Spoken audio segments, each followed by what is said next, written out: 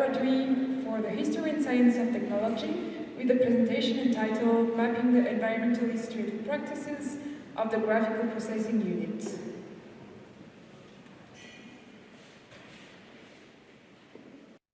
Thanks. Okay. Hi everyone. So my PhD is called Mapping the Environmentally Situated Practices of the Graphical Processing Unit. And I'm starting my second year in the joint program between EPFL and the HED. And my research context starts from our mainstream internet discourses around digital growth and progress from major internet corporations such as Meta, Amazon, Google, that depict the internet and their digital products as completely disconnected from the internet's physical, material, and human side of execution. So what is hidden from such discourses is such, complex processes that make the internet before it becomes the internet. From PCB workers in China to server technicians to server racks to undersea cables to cell phone towers to modems. And inside this complex network of material and human infrastructure, there's one object that interests me, which is the graphical processing unit, the GPU.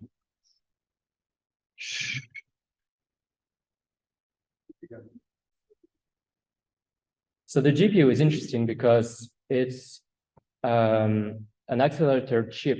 It's a piece of hardware that we have inside all our computers that was originally made for graphics, but because it enables a type of calculation, types of computer calculation that is called parallelization, then it became a crucial tool for our digital promises, from deep learning to cryptocurrency mining to the metaverse, 3D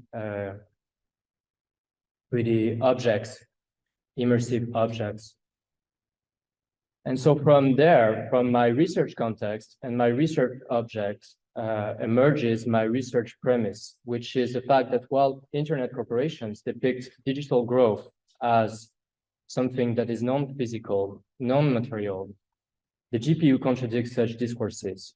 The GPU, which is crucial for the making of deep learning, 3D objects, and cryptocurrency, makes explicit the physically situated characteristics of our internet cloud, quote-unquote cloud. So to be more specific, as a cutting-edge object that is manufactured, it relies on a complex human and geological practice of extraction, optimization, and planetary circuits of rare earth materials that it uses to enable computing power through its components: transistors, wires, the microchip. So my research question, my main research question, so this presentation is rather broad, but then I'm happy to be more specific about my my progress.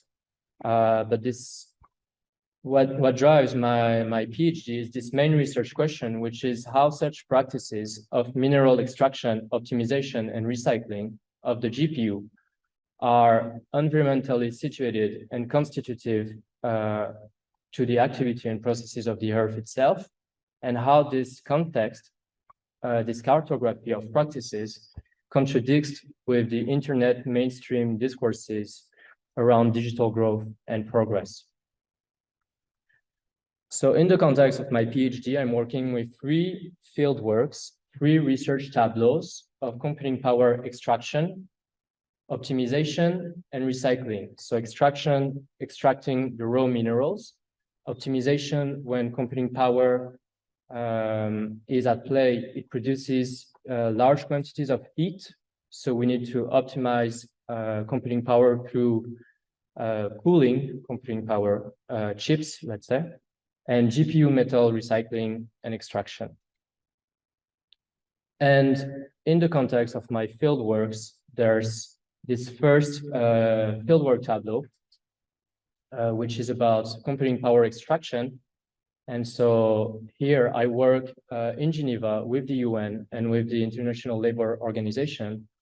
And I'm interested in exploring how practices of tantalum extraction is regulated by those NGOs. And then in my second research tableau, which corresponds to extraction, optimization, and waste, I'm interested in exploring this practice, this community of liquid nitrogen overclockers, which is basically a hobby conducted by huge nerds or big gamers that consists in opening your computer and building custom cooling rigs to cool your GPU and to benchmark video games. And then the third research tableau is the one about informal GPU extraction and recycling and urban mining. So urban miners in Agbogloshi, which is my fieldwork site, which is in Ghana, burning GPUs and burning computer debris to extract the copper, the aluminum, the zinc, and the steel. And I just came back from Agbogloshi. And to be more specific about my fieldworks, so the first one is about the UN and the ILO, which is the International Labour Organization. And I'm interested in exploring how such practices of regulation have an impact in the making of those computer chips. In the context of liquid nitrogen overclocking, I'm interested in exploring how the creation of such practices connects with discourses or lack of discourses around digital growth, around digital progress, and how do overclockers negotiate with earth materials, and in this context, liquid nitrogen to increase computing power. And in the context of Agbogloshi, I'm interested in exploring how did the emergence of such objects, the GPU, which is quite new, because of the increase of AI, because of the increase of like the metaverse of cryptocurrency, so still quite new. So how did this object change? And it's changing the nomenclature and the classification of their practices.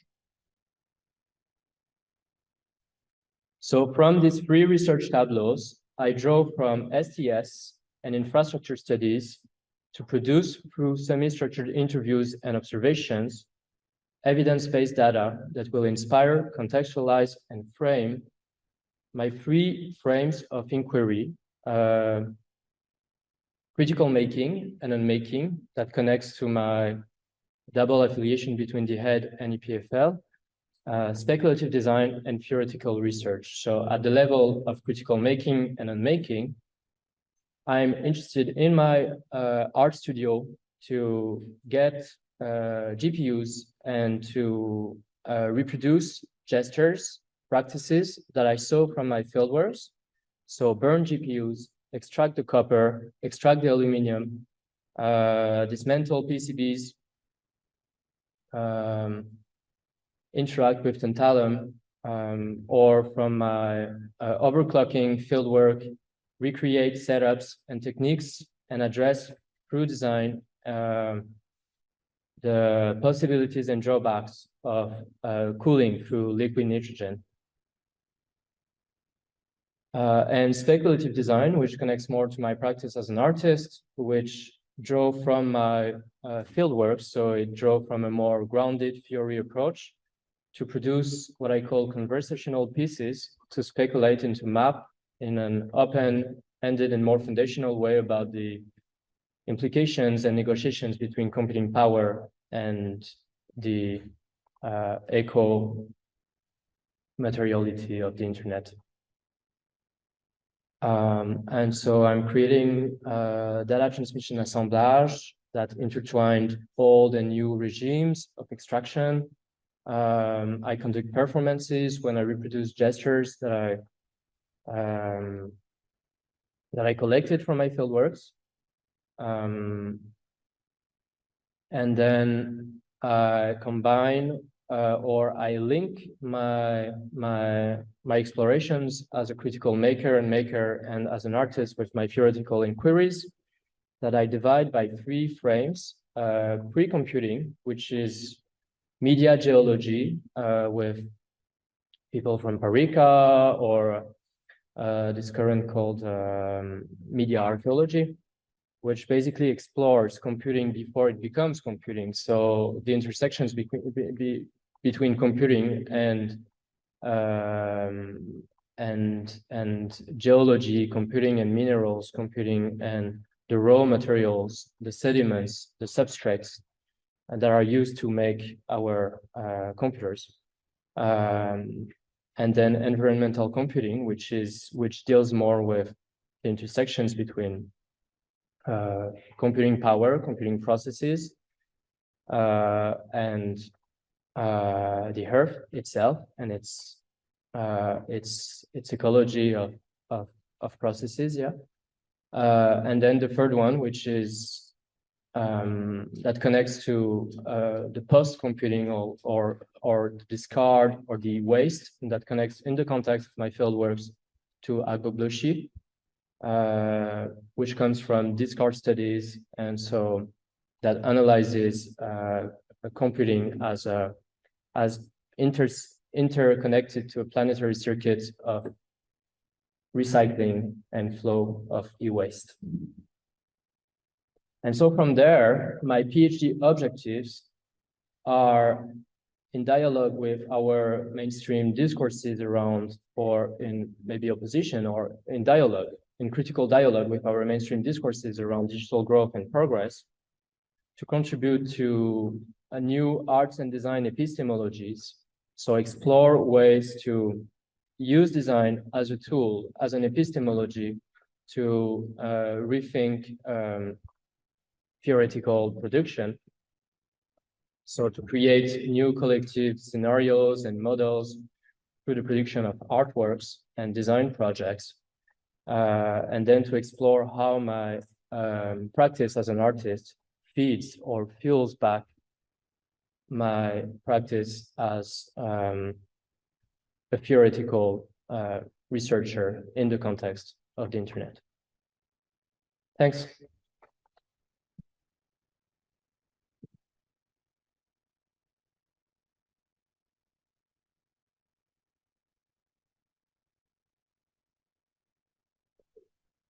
Thanks a lot, Cyrus. I really enjoyed it. My only comment is using grounded theory to think about these categories and the ways of categorizing these findings as well around the GPU. Yeah. Perhaps that leads into attention with how you use the idea of critical design. Mm-hmm.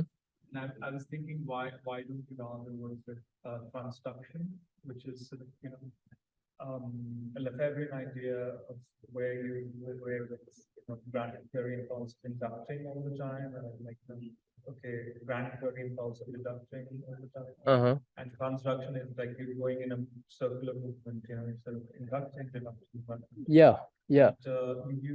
And using critical design then as a way of transducing, because you sort of you're very interested in the practice of everyday life. And I wanted to maybe you're working with this idea already, but perhaps what's quite generative about your PhD topic is the idea of waste itself, and it's very. I would suggest reading Terry Palma's book on waste wasteland, Yeah. where she does like long history of waste. Wasteland? Yeah. Wasteland. Yeah, I know it. Yeah, yeah. There's like a ton of literature. Benedict Lonning 7 pieces on waste. There's a bunch of stuff on waste. Because I mean, where you're starting from, the mine, it's a product of the wasteland. Of course, right? of course, yeah. And then you should, like, you're stumbling upon waste at every step, you know, like, and how it's being those ideas of waste and value are processing everything that you are somehow researching. And I was wondering, how about like you okay, you started from the grounded theory approach, but now perhaps if you start working on the idea of waste more centrally, that somehow might allow you to then perhaps come in dialogue with also some dominant ideas, right? Like waste and value, for instance. But it could be very well also something else. Should I address your? Okay, so no, I think it's extremely interesting and it's like very valid, and I engage with grounded theory, but I try to work in an iterative way. So from my fieldworks, make projects, and then redefine my research questions, and then re-engage with my fieldworks. And this concept of waste is also something that I'm exploring much more. And I've been reading lately about urban mining, which I find very interesting because at the end, what connects my PhD is like this concept of mining, because you mine, you extract data, you extract raw minerals, you extract data, and then when you dismantle or when you burn e-waste, you extract minerals again.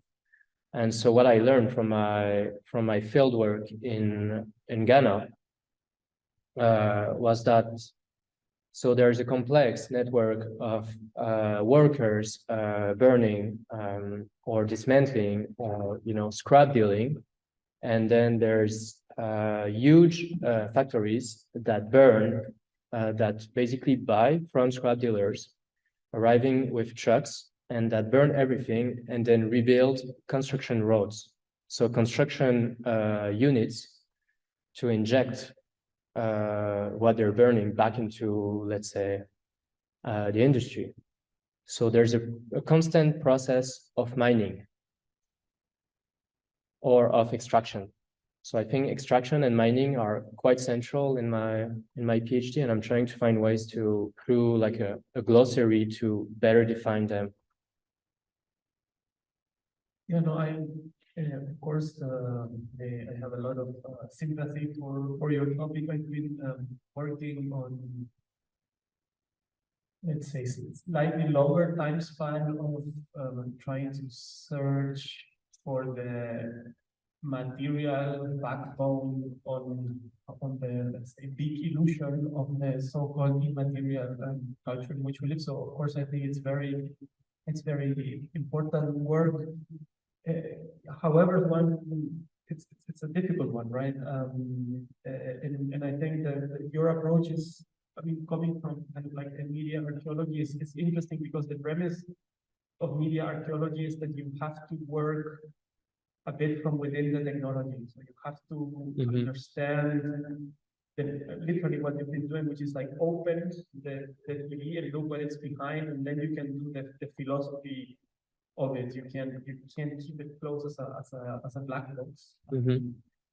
And of course, in the work I've been doing, I use buildings as objects that you can open. But for me, a question is like, what is that you are opening?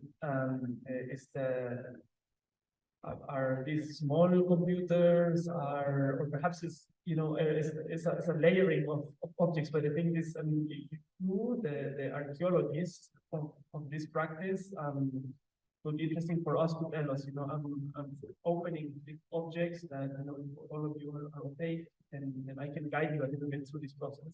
And I think this is the first kind of like interesting achievement, to put this very black box in language into a matter of public discourse. that Mhm. we can understand. Yeah. And so I think this is one aspect. And then I mean, I don't know if you will remain only in the materiality of the tantalium, or you would expand to others. I mean, perhaps if I were to be your advisor, I'm killing myself now because I always ask for more focus, and I'm asking you now if you are expanding or not. Because, for example, now at this very moment in Chile is literally this week is being debated the laws for lithium extraction. Mhm. It's the second largest lithium potential extractor, not yet its full potential because of how slow these regulations have been put in place, but also interestingly enough, because for the first time, it's a slow process because Chile has had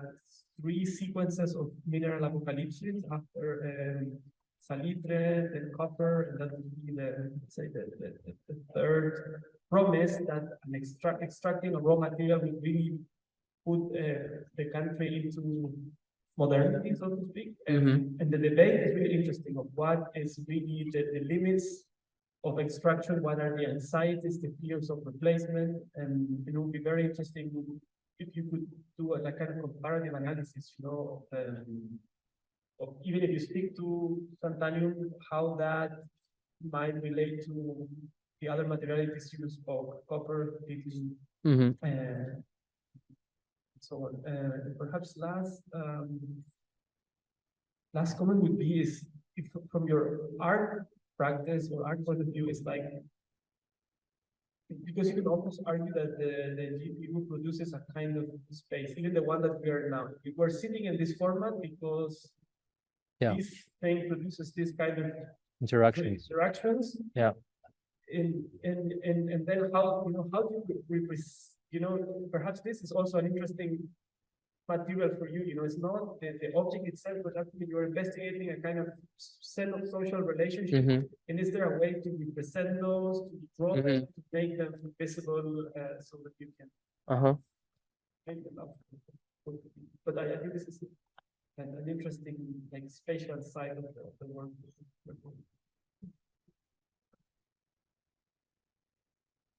Yes, I'm going to add something about to what you have now explained, in fact. Because I have today the impression that when you present the 3D tableau, in fact, you are sort of sure that there is a sort of, not linear, but a consecutive relation. You say this is before computing processes and post-computing, and you say so. Field work here and there, as they have already a sort of stable function in this sort of 1, 2, 3. But in fact, if you think about also a work on dissertation, you are not stopping field work until the end. You are always doing field work. Of course. Yeah. This is something that you must manage in the dissertation. And also is related to in which way to grasp the different geographies. Is it really relevant, but not relevant? Is it acceptable that you can be restrained to GPUs and maybe a satisfactory trajectory from 1 to 3? Or in fact, you are making field work without stopping? What about the knowledge that you are delivering, in fact? And with all the remarks by the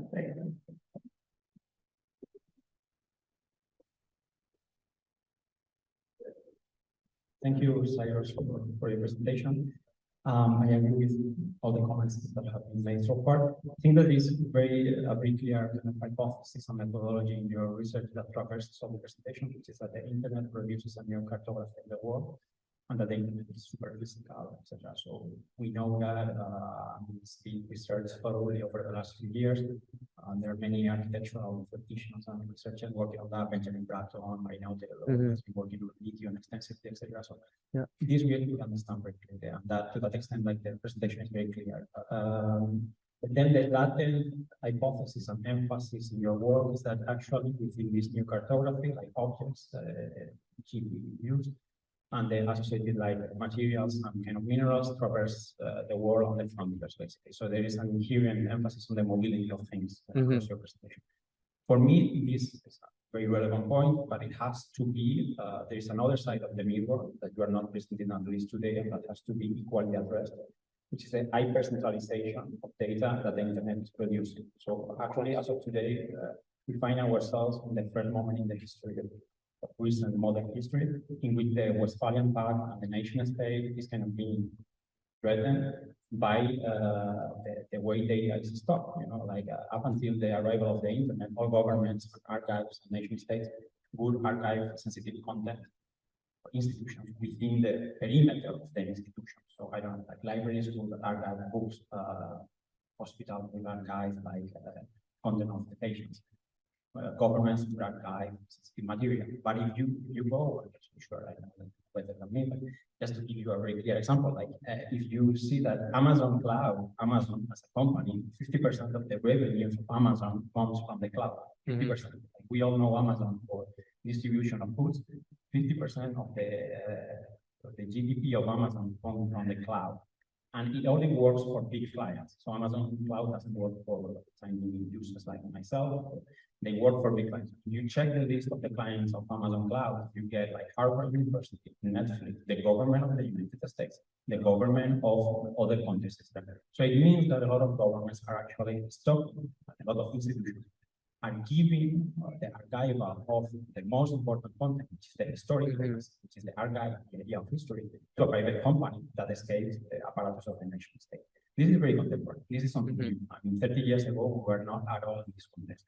And it means, coming back to the word you were using before, when you talk about the black box, obviously it comes to mind as a critical reference in this work, Pandora's Code, this essay by Bruno Latour, that really says, okay, actually the history of modernity has built upon the idea that modernity in societies, modern societies, create systems of trust in which they don't really understand what's happening within the black box. They only need to know the input and the output, and basically what happens inside. And you can be, it's a system of trust, basically. But then, in all this kind of history of modernity, like the trust went through the nation state. It always went through the nation state. So it was like the institution. And this is architectural by definition, because the Westphalian Pact is a system of architecture, it's a system of defining borders. Which is architecture in the origins, is a system of defining borders. Agriculture is the history of geometry, etc.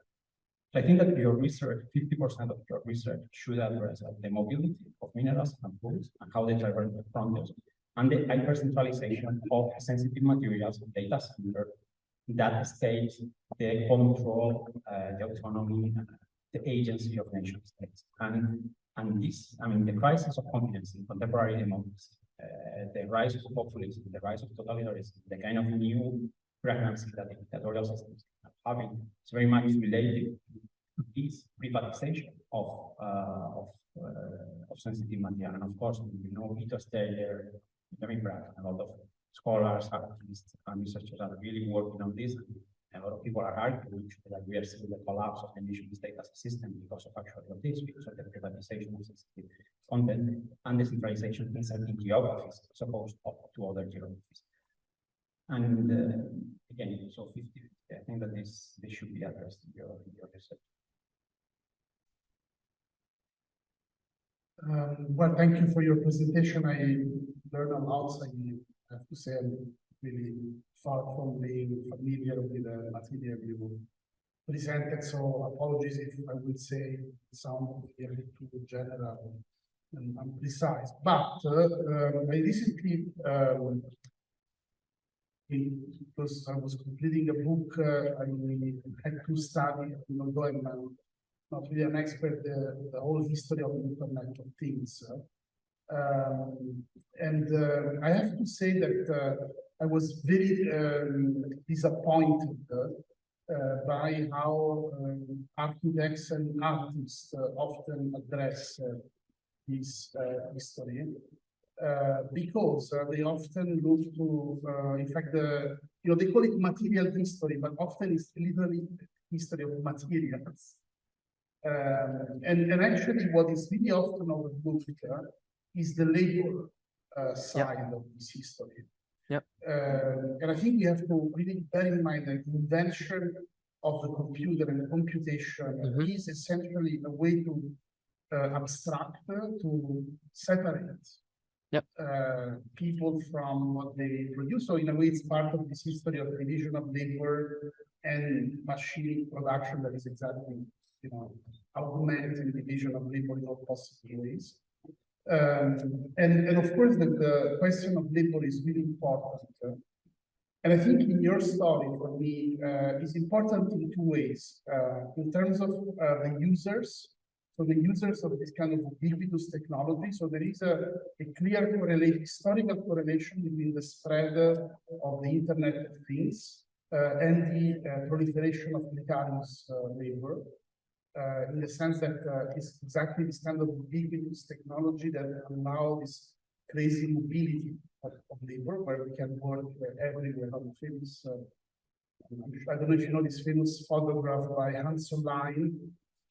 There is a very famous collage of photograph. It's a collage of photograph. I don't remember. There is a famous image made by Hanselijn in the 1960s of an architect working in the middle of fields, rural fields, in a kind of bubble. And Hanselijn, this Austrian architect, was saying, well, in the future, we will work like that. Like, we'll be able to work in the middle of nowhere because there will be this kind of immaterial technology. And in a way, architects have been, and artists have been often victims of this kind of illusion that you have a little machine and you can work everywhere. And of course, we know that this is how comes with the whole kind of system that you described.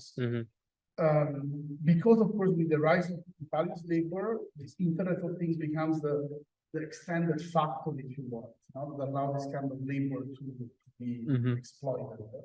And then, of course, in terms of producers, because the producers of all these materials that you map very well, the scale of production is really beyond the traditional boundaries of cycles of labor that we had in the past. So for me, the question of labor is really important because otherwise we risk that you end up doing something that looks a bit like Benjamin Button. I respect for his work, but for me, the problem of his work is that it completely misses the question. Of course, just falling this kind of fetishism of technology. There is never like the exploration of the human being. That is for me remains unfortunately the driver of these technological changes. And it's not grounded. Just to add to that, I think you must read Catherine Yusuf's work on Black anthropocentrism. That's very interesting because I mean she pushes against like this idea, that for instance, labor precarity, it doesn't come just at a certain point of economic transition, but it's a colonial idea which continues, right? Like if black bodies being black bodies intersecting with sites of waste, for instance. Of course. So I think that's kind of successful in your work, that you're sort of looking at you're spatializing, but you're also implicitly looking at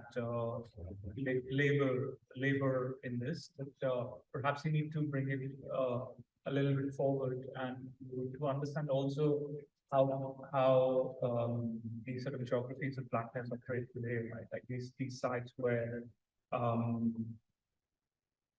this materials that cannot be removed from everything else that's around it, and creates so much toxicity, tend to happen in sites that have been historically marginal and have been colonized and continue to be colonized in different kinds of ways. So perhaps that coloniality, the ongoing coloniality, needs to perhaps also, of course, be reflected in this labor question. But I really agree that you perhaps need to address this. labor from the other side of the extraction side. Yeah, yeah. But I think it connects, I mean, so I think what connects to, or maybe there's another question. Should I address?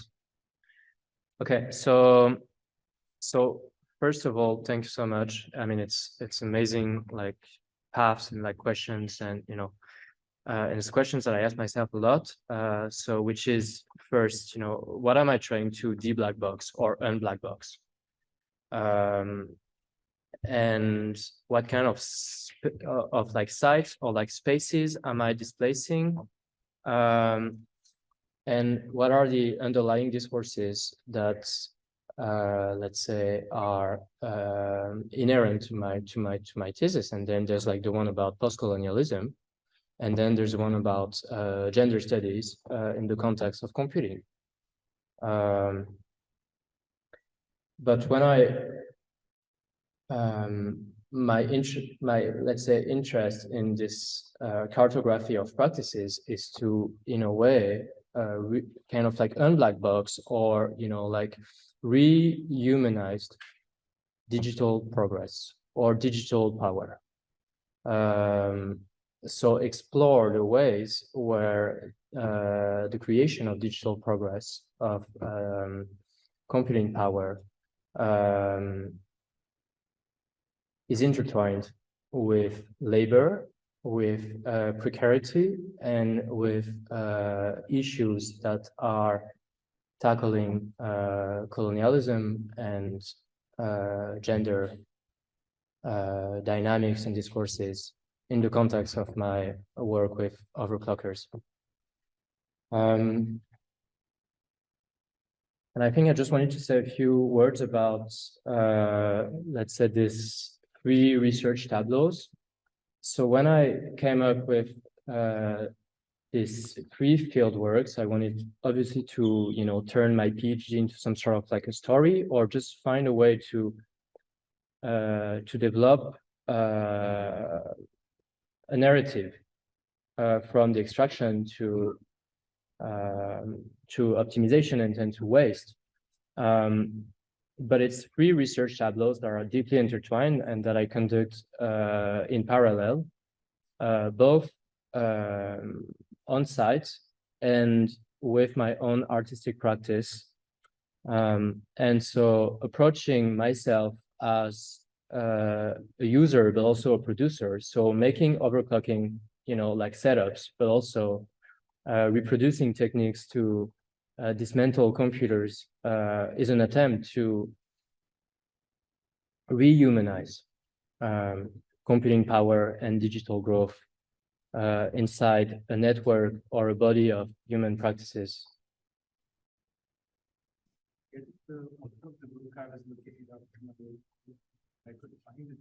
You'll send me. It's a very interesting book that uses like the whole feminist methodology of like speculative and critical feminism design, which came out to be really good, which would be really useful. Of course. So like how to use fabulations, like because I mean, when I was looking through your presentations, I was always like thinking in terms of sci-fi, like how it's a reality that's obscure, but like we always see in some films like that. So it's very intersectional with like this sort of the whole fabulation. Driving history. Of course, and I'm super glad that you talked about sci-fi, because it's something that is deeply intertwined with my interest as an artist, and then I'm trying to find ways to use design as a way to create alternative realities, or to like just to challenge our past, present and future use of computing through objects that are alternative, that question the way we engage with technology, that work with technology against itself, that build other forms or other possible uses of technology and of, in my case, computing power. Because in terms of narrative, I was of course, this is a short presentation. But I wonder how you're going to write this, because I can imagine that the first tableau is a kind of like, it's a history of mind, and you will look at the labor conflicts, labor struggles, protests. I can imagine the kind of tone that perhaps that aspect might have. The one between, it's like this thing is already a computer, so I don't know. It's an interesting documentary actually that won an award at Sundance Film Festival this year. That it was a documentary, but of course it was done in the visual code of gaming, because it was a case of a femicide in a gaming platform. And the documentary is basically the documentary through a game story of this. So I don't know, I can also imagine different ways in which we do that. But the third one, I was almost hoping for this kind of like an unseen moment in which how this kind of like apparently marginal figure of the urban miner connects to the big scale again, which I think is a beautiful thing about the unseen book of the mushroom, in which you connect this very marginal person cutting things in the woods in Oregon, connected to a global economy. Because when you look at your first chapter, you see this massive pause, the kind of machinery is kind of hard to imagine for me at this moment that this marginal practice of the urban miner, what's the impact on the big industry back, but there has to be something why they do it, but this is the link which the thing makes full circle that I perhaps for lack of knowledge I don't see yet, but this for me could be a very actually interesting form of the narrative of the book or whatever you're producing, like connected to So there's three, I would say, materials that structure my PhD for now, the way I see it. The first one being tantalum, the second one being liquid nitrogen, and then the third one, which comes from my fieldwork, being aluminium. Because what we find on GPUs is the big aluminum fan, and aluminum is a metal that burns quite easily and that sells quite easily. So I try to find a link between the first chapter and then the third chapter through some sort of like, I would say, a cartography of minerals, and how that cartography of minerals connects or is specific to the GPU. But of course, electronic waste is not specific to GPUs. It's, like just fridges, cars, and cars are not electronic waste, but it's a bunch of like fridge and computers. And then in computers, you have GPUs, and GPUs are quite new because they are so cutting edge that there's the aluminum, there's the copper, but then there's gold in the GPU, and so there's a new, let's say, configuration of workers that are searching for the gold in the GPU, trying to extract the gold in the GPU, in the PCB. Yeah.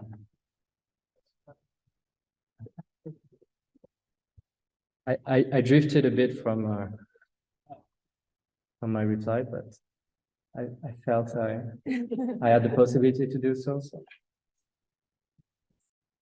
I'm still going to ask again if there is a tiny question from the public. Yes.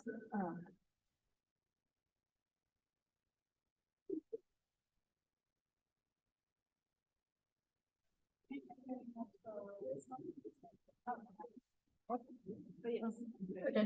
Thank you very much for your presentation. I really liked it. I like all the subjects in your research. So I was just wondering, do you already have an idea about the outcomes of your projects?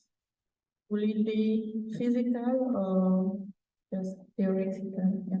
Thank you. So I'm going to produce writings, but I'm also going to produce some artworks and some projects. And I don't know if I want to. Should I be super specific? I mean, there's this object which is the cryptocurrency mining rig, which is an object that fascinates me. And so I'm building, let's say, new cryptocurrency mining rigs with e-waste. I'm also doing performances with techniques, objects that techniques or gestures that I saw from my fieldworks, how to extract copper with your thumb, how to dismantle a GPU. There's also a body of small experiments, let's say, trying to burn aluminium. Yeah.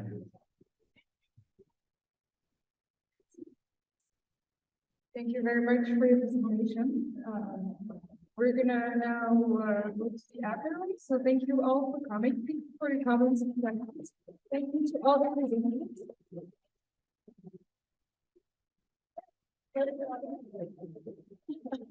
Just some, I think, last words. I think these both days were very interesting, very rich, because it demonstrates the richness of the DAC program. And it demonstrates really the different backgrounds, different research that we are doing in our doctoral school.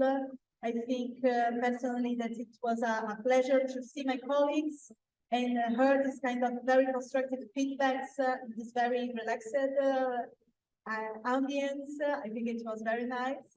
I thank you so much for the entire group that was doing it with me, and I think it was a good team, and it was really a bottom-up thing. And we hope having another support for next Docdays in the next semesters, because I think it's also very important and very constructive to share the research and really have this kind of discussion. Yeah, thank you all again very much. Mr. for coming from Zurich, as a president of Zurich, and from Geneva, and Javier. Thank you so much for joining us. And Elena, who does part of the support and believing in us for this first pilot project. So just a reminder that we have dinner at Genève, which is 7:30 for the speakers and respondents. If you want to join, we'll be happy to have you. And yeah, now there's enough of us, so thanks again so much.